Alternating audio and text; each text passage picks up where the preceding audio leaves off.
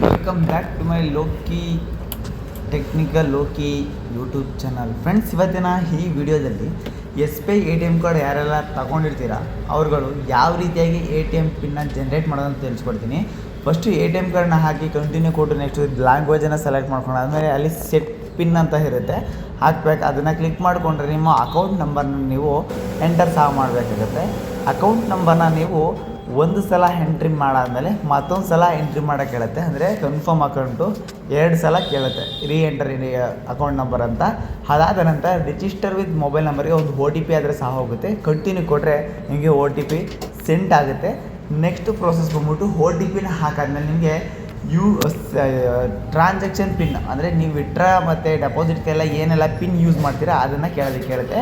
First ಒ T P enter ಮಾಡಾದ್ಮೇಲೆ ಪಿನ್ನನ್ನು ನೀವು set ಮಾಡ್ಕೋಬೇಕಾಗುತ್ತೆ. ಓಕೆನಾ? Okay, enter your new pin ಅಂತ ಕೇಳುತ್ತೆ.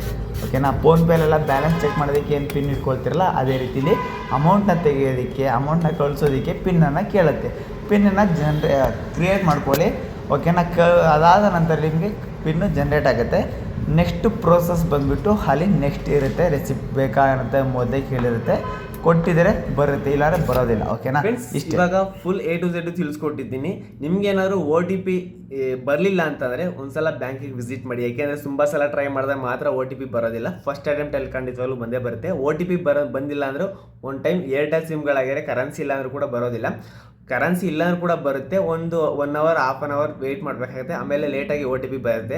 ಅಷ್ಟೊಂದು ಗಂಟೆ O T P S B I A T M ಹತ್ರ ನಿಂತ್ಕೊಂಡ್ರೆ ಟೈಮ್ ಔಟ್ ಆಗುತ್ತೆ. ಕರೆನ್ಸಿಯನ್ನು ಹಾಕಿಸಿ ಅಥವಾ ರೀಚಾರ್ಜನ್ನು ಮಾಡಿಸ್ಕೊಂಡು ಆಮೇಲೆ ನೀವು ಒ ಟಿ ಪಿನ ಹಾಕೋಬೇಕಾಗುತ್ತೆ.